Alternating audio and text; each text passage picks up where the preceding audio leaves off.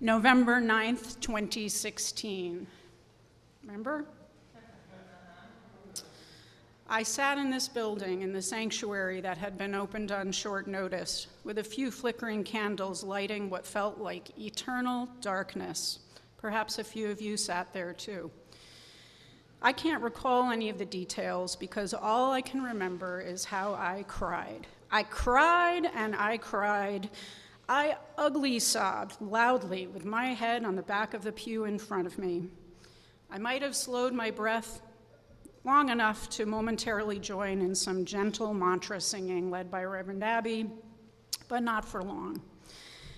At age 49 at the time, this was certainly not the first disappointment or loss in my life. But here I was, crying my eyes out, because yes, indeed, I was a sore loser. This grief, though, was not about an election, a candidate, nor about policies that were important to me, all of which had happened many times in my past before these floodgates were released. It was grief at the loss of love of country. For the nearly half of my previously fellow citizens, at least those who voted, who gave thumbs up to not only ideas different than mine, but also to unprecedented ugliness, deceit, pure maliciousness, and similar behavior that I, of course, knew existed out there, but I honestly never imagined could be so widely accepted, affirmed, rewarded, and even cheered. Does anybody feel the same way? Yeah. I know I don't need to go into any further detail of the news feed of the following days, weeks, months, and years, so many times that just when I thought things could not get worse, guess what? This is terrible. I can't even believe this is happening. Worse yet, I am so sorry this is happening to you. I lost count of the number of times some version of those words was uttered in my household, in my various communities. Unfortunately, this also included and still includes social media, which we'll come to a little bit later. I tried to find ways to make small differences for good, or at least to make myself feel momentarily better, including so-called rage donating to various organizations in the trenches, volunteering time and skill, voicing my dissent through protest, and coming more regularly to church as an anchor community of like-minded people. In fact, I became truly evangelical about UUism to many non-religious acquaintances who seemed to be suddenly in dire need of a similar anchor. And there was the ironic rub, because every time I picked up an order of service or pulled my little red wallet card, I'll show you later if you want, out of my wallet to explain to friends of mine that we have no profit or book, rather that we affirm and promote the values that we just read aloud to each other a few minutes ago, I began to have the nagging feeling that I was not adequately walking the talk, and thus, perhaps, even becoming part of the problem. To cut to the chase, in the process of a lot of good intention, and frankly, just the way that things were shaking out all around us, the breadth of my relationships, the breadth, not the number, the breadth, and even the breadth of my thoughts had gotten smaller, and sometimes in a vicious cycle of narrowing. Now, one could just say this represented passion for principle, commitment, and focus, which are all really good things. But unfortunately, because I am human, it also went hand in hand with an increasingly severe vilification of the other, back to those that I cried for the loss of back in 2016. Over a decade ago, I had the good fortune of spending a week at a UU retreat on Star Island with Bob Putnam, the Harvard political scientist who essentially coined the phrase social capital. He has researched and written extensively about the ties that bind or fray communities. My main takeaway from that week was the serious harm we all do by isolating ourselves within bubbles of those who think exactly alike, on top of look alike, earn alike, etc. It is so easy to fall into vilifying the other when you don't personally know any of them. It's the America of gated communities, both figurative and literal. Now, today I have to just pause for a moment and acknowledge that even as an avowed atheist, in the past 2 days, I asked myself more than once whether my being scheduled to speak with you today about radical acceptance and radical love this week, this month even, is this some kind of divine test of my faith? Or a joke on me? I don't know, because I am struggling to feel the love right now. Let's face it, I'm actually just not feeling the love right now. But perhaps that is the point, right? That is the point. Nobody said practicing radical love would be easy, or that you get to choose who is worthy of it, or when they are worthy of it. Radical love is at the core of our principles, not to mention those of every other major religion. Thus, there are many others who can explain and expound upon radical love far better than I can. For example, Abraham in the Old Testament, some guy named Jesus, Mohammed, Nietzsche, Rumi, Martin Luther King Jr., Gandhi, the Bodhisattva, the Pope. I am certain many of you in this room can explain it better. So I will leave that for you to do in your sermons. I'm just here to tell you my story.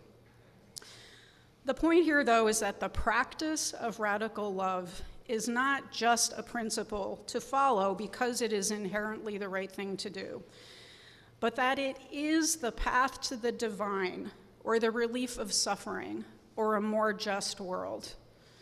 I'm going to repeat that. It is not just a principle to follow because it is inherently the right thing to do, but that it is in itself the path to the divine, or the relief of suffering, or a more just world, and a more just world.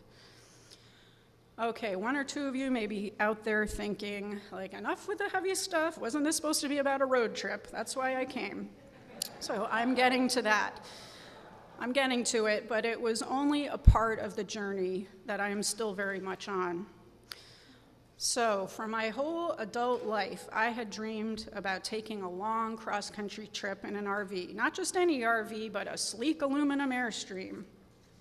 I dreamed about doing this long before there was an Instagram, with thousands of #vanlife scenes of an iconic vehicle perfectly lit at dawn at the edge of a stunning Western Canyon face.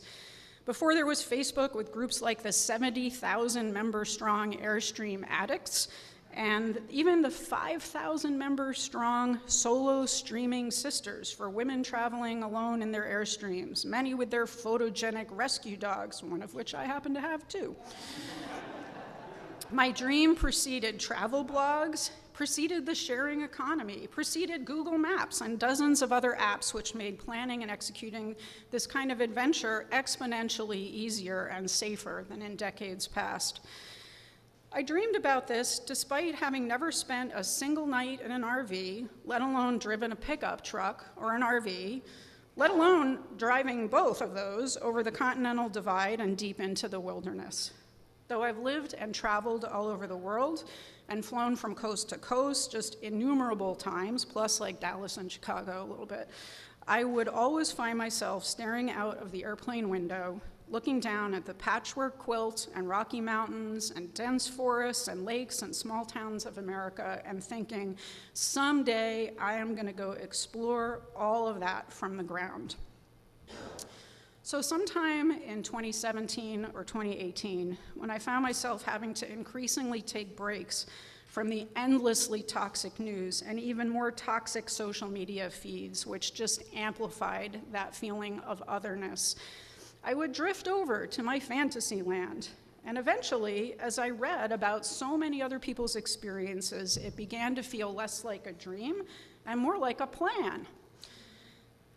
So before going any further with this story, it's important that I acknowledge the many privileges that allowed me to even think about doing this, beginning with having been raised by parents who did not think this would be a weird thing to do. They had in fact lived their lives to the fullest, including many similar adventures that had been utterly scandalous for their time.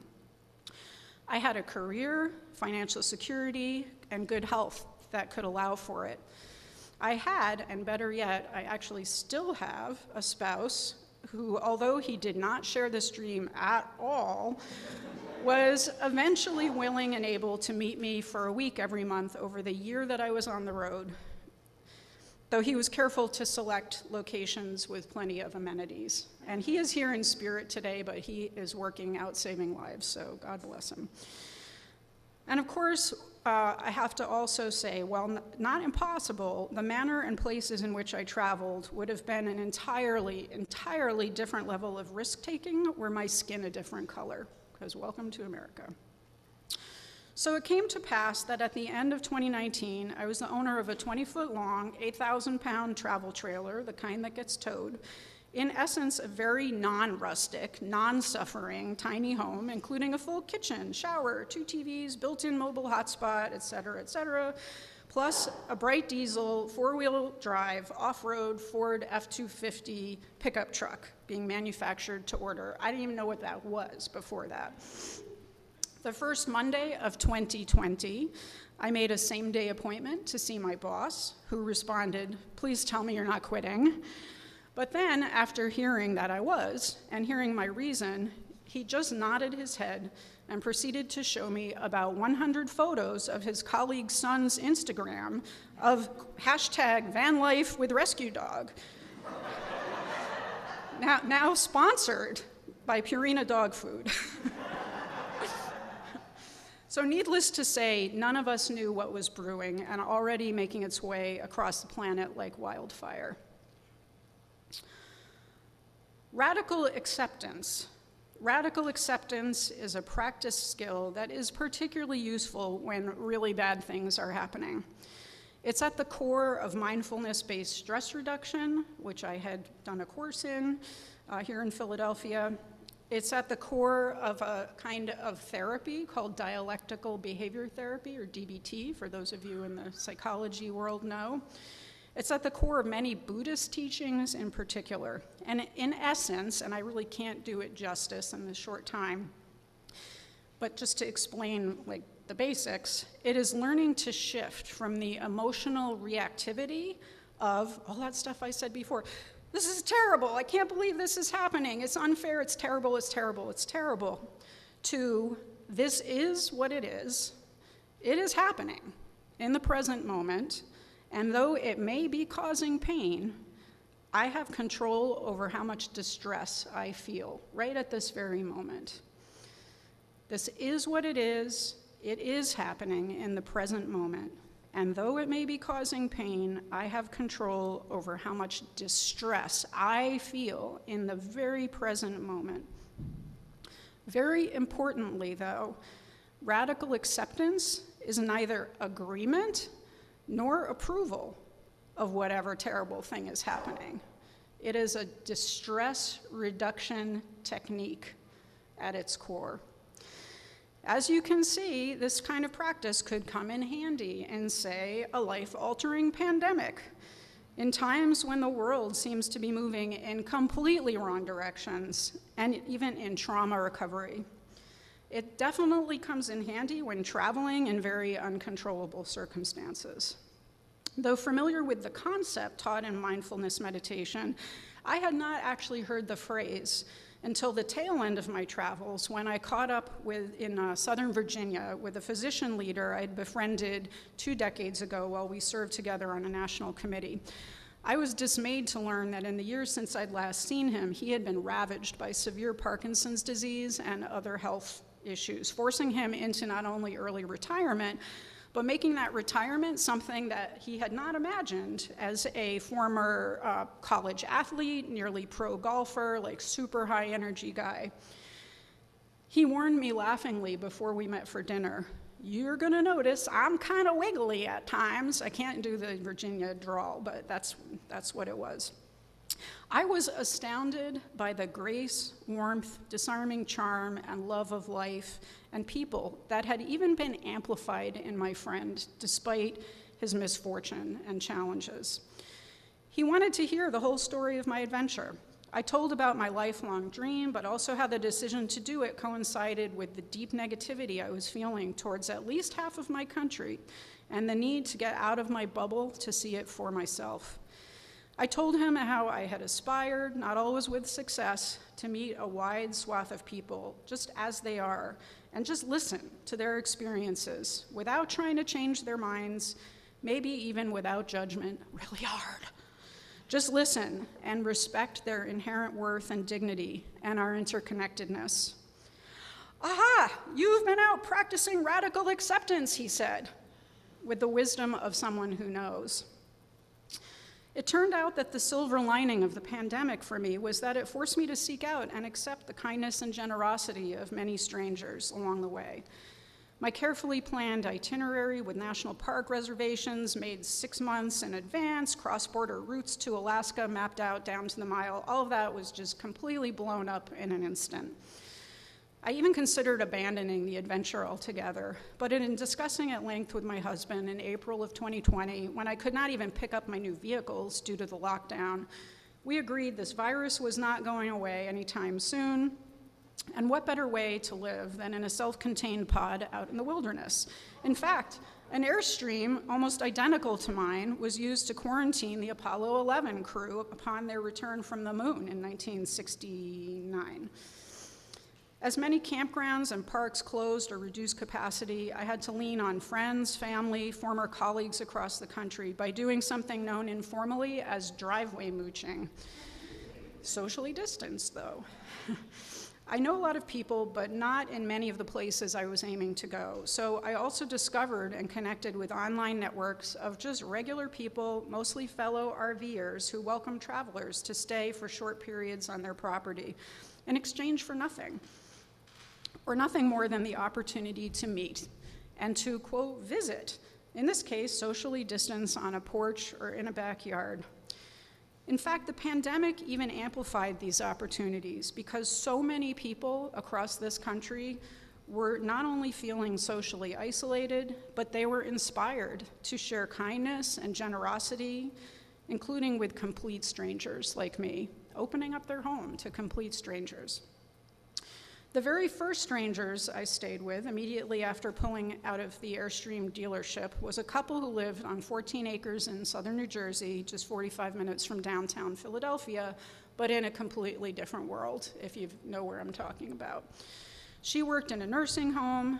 He not only drove, but built and restored a large collection of huge tractor-trailer trucks, all of which on their property, along with horses and chickens and ducks and dogs, etc.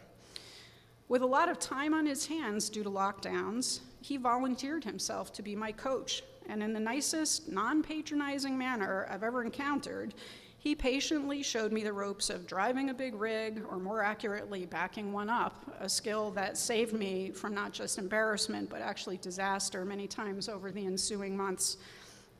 I stayed overnight with a retired Pennsylvania state trooper and his wife, avid Airstream caravan tour participants, on their jaw-droppingly beautiful family farm in the Allegheny National Forest, complete with a rainbow. And I should add, almost every time I stayed with strangers, they not only asked nothing of me, other than to get to know me, but sent me off with small gifts. Eggs from their chickens, a cute Airstream sticker for my truck. I mean, it was almost without fail. I left with more, not just spiritually, but actually in my hands than I showed up with.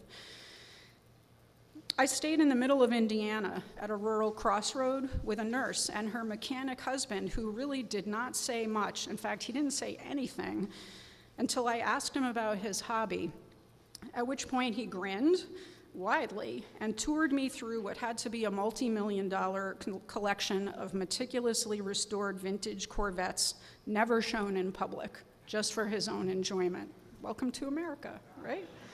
Only in America.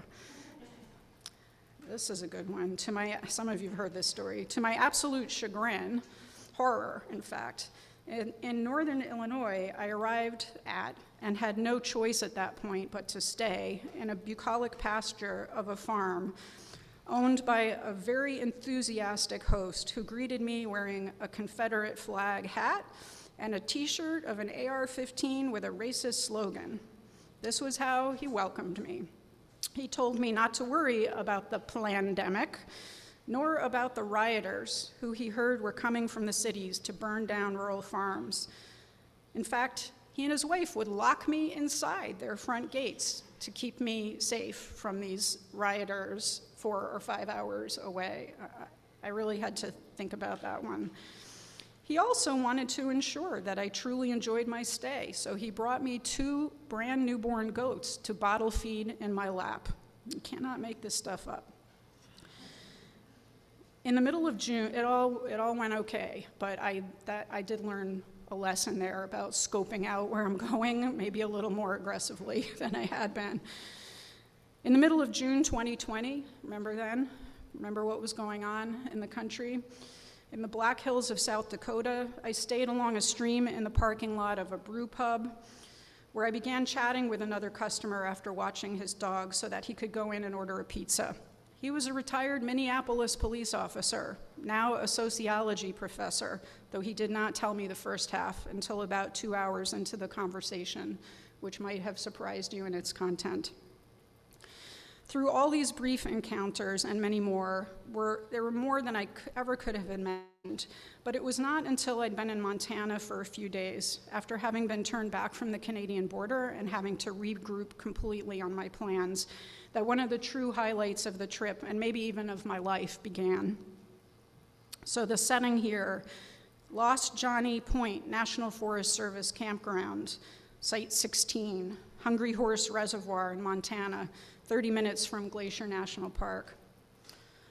Woman, my husband can field dress an elk better than any man alive. Man, why thank you, dear. I had just met my next door neighbors in Campsite 17. In order to protect their privacy, I will just refer to them as him and her. And my dog Aiden had made friends with their dog, to whom I will refer as Doggy. More accurately, they sort of adopted us when they heard I'd been trying to get to Alaska, where they had traveled every summer for the past few years. Yet this year, we were all stymied by pandemic border closures. She was a strong woman in her 70s, survivor of 4 cancers, a serious autoimmune disorder, and multiple accidents and surgeries, none of which stopped her from nearly full-time hunting, fishing, and traveling in their RV. She was the first woman named Bow Hunter of the Year in their Midwestern state. In college, she studied engineering and accounting.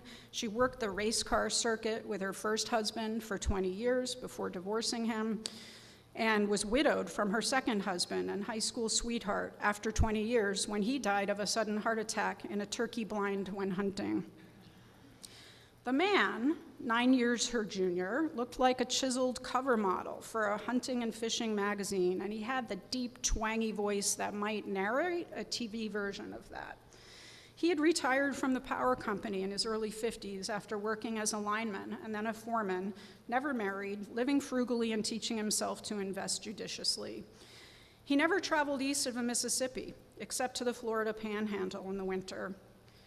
After high school, which by his own admission he barely made it through due to inattention and daydreaming about the outdoors, he went to mountain and hunting guide school not far from where we were in Montana, but he never pursued it.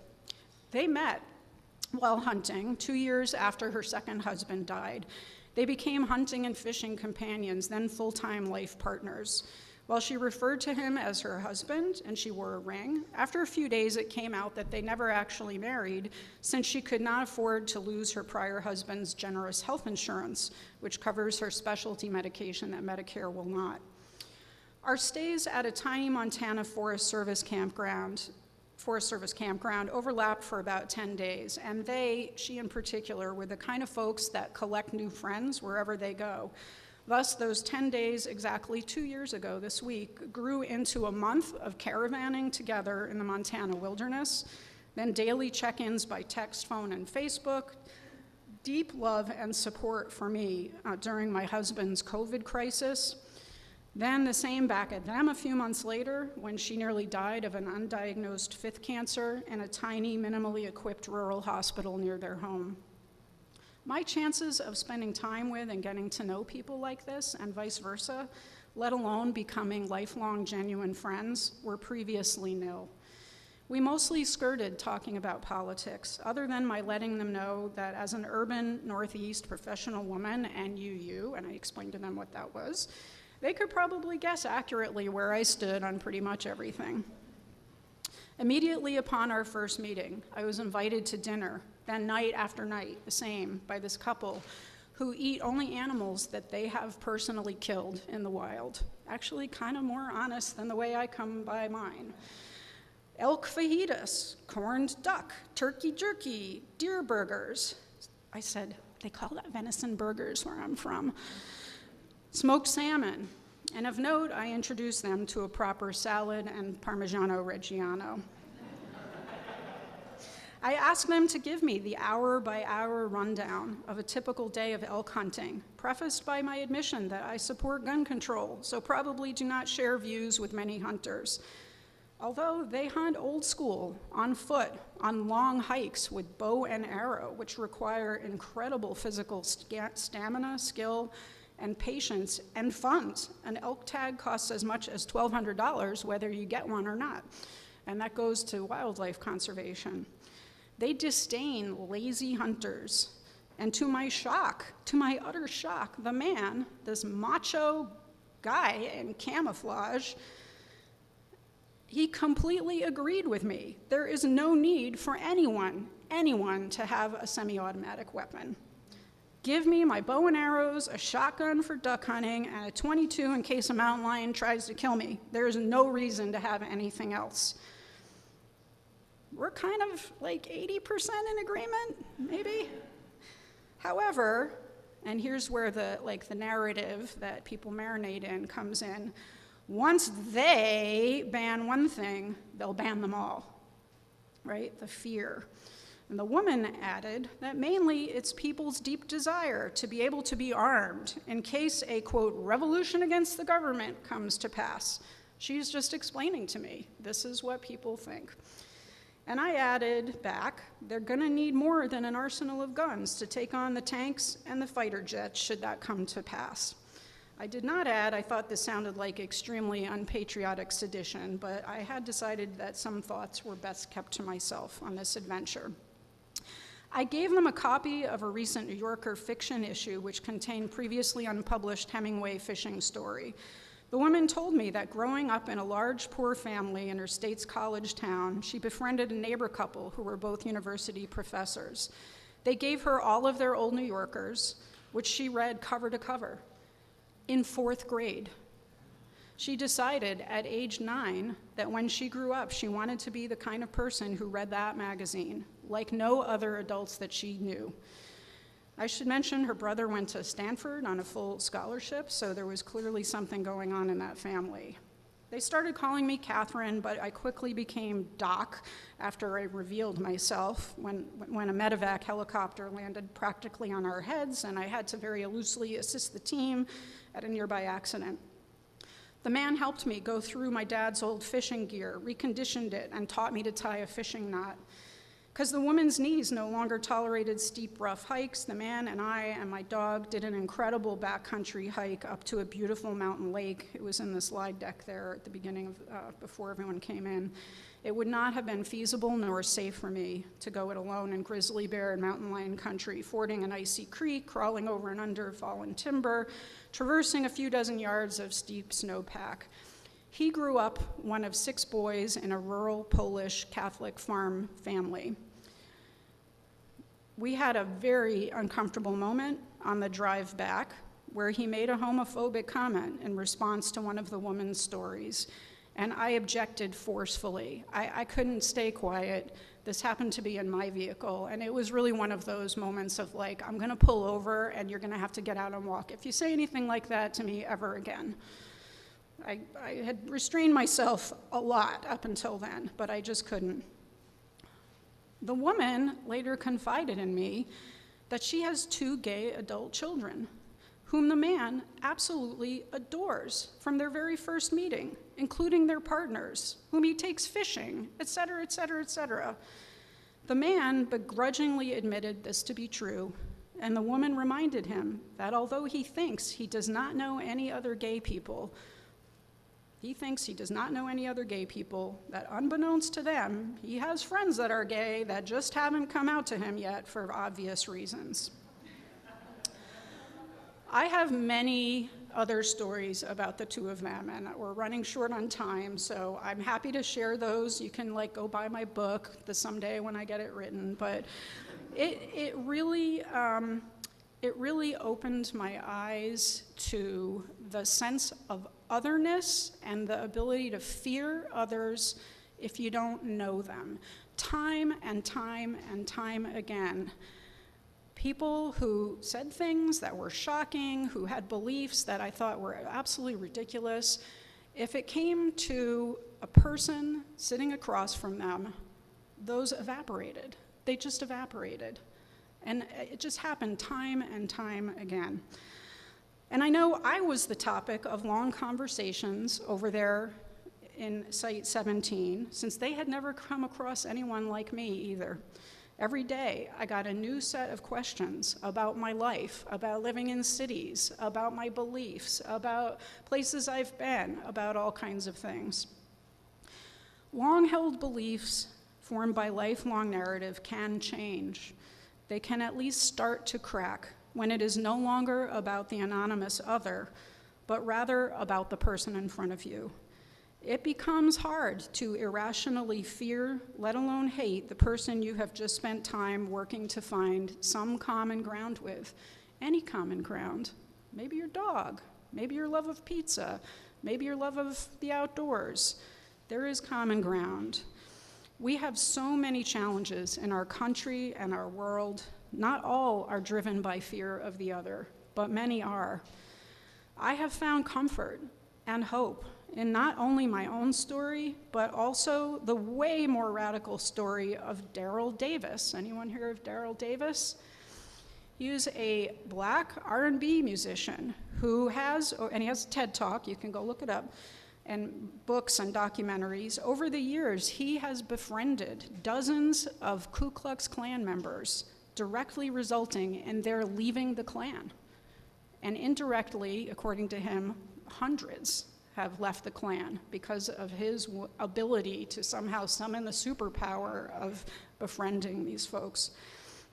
I have found hope in the story I heard on This American Life of the very conservative town of Morristown, Tennessee, where ordinary citizens like Krista Etter and Pastor David Williams, both of whom freely admit having enthusiastically voted for building a wall, found themselves pivoting rapidly to rally not just prayers, but 6 figures of cash to use as bail funds for dozens of their fellow townspeople who were brutally rounded up for deportation in an apocalyptic-style immigration raid, which separated children from their parents, removing breadwinners from the economy, on, the stuff we've all read about.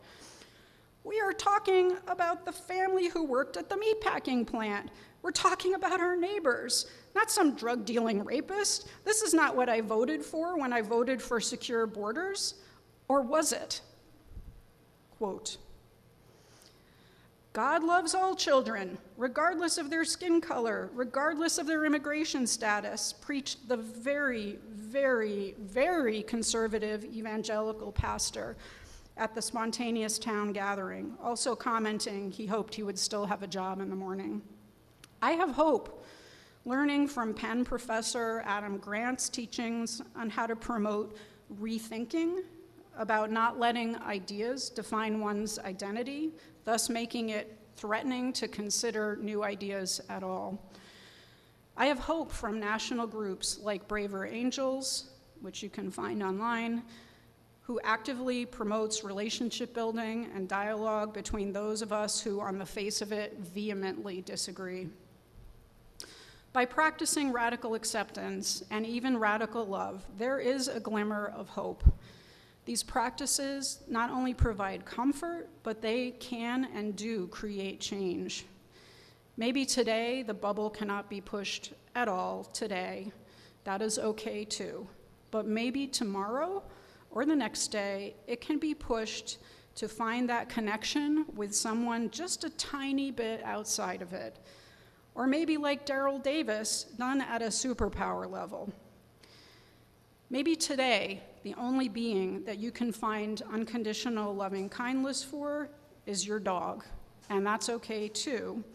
As Buddhist nun Pema Chodron gently advises, just hold on tight to that feeling and let it guide you out of despair. Hi, I'm Reverend Hannah Capaldi. And I'm Reverend Abby Tennis. We are the ministers at the First Unitarian Church of Philadelphia, where our mission is to awaken love and justice in our lives and in the world. We're so grateful that you watched, and we hope that the sermon connected with your soul. We also want to invite you to join us for a live worship service every Sunday at 11 a.m. Eastern Time. You can always find the link to that service on our website at www.philauu.org. In these services, you'll hear words like you've just heard, and you also get a chance to greet one another, pray together, sing together, and we even hold a virtual coffee hour after services to get a chance to greet some new and old friends. If you want to support the mission of this community and you feel moved to give, you can do so by going to the website that Reverend Abby just mentioned. You can find that link below, or you can text 215-709-5095 and follow the prompts to give. If someone in your life needs to hear these words today, we encourage you to share this video. And again, thank you so much for watching. We hope to see you soon.